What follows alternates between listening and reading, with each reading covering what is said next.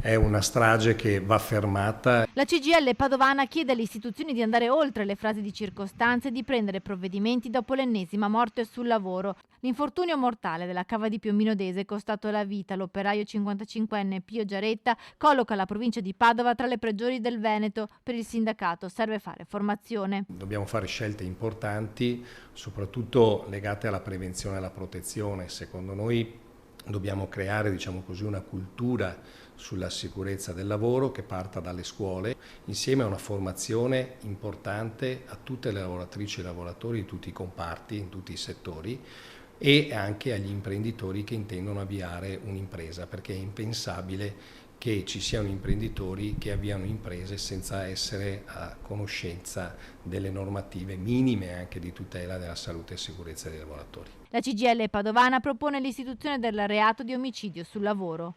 Nel momento in cui svolte le indagini si dimostra che c'è una responsabilità dell'imprenditore sul mancato, diciamo così, utilizzo dei dispositivi di sicurezza e quindi un mancato rispetto delle normative legate appunto alla tutela della salute e sicurezza. Quindi l'introduzione di questo reato con pene anche severe nel momento in cui viene accertato che ci sia una assoluta responsabilità dell'imprenditore sulla morte o sull'incidente anche grave, l'infortunio grave sul lavoro.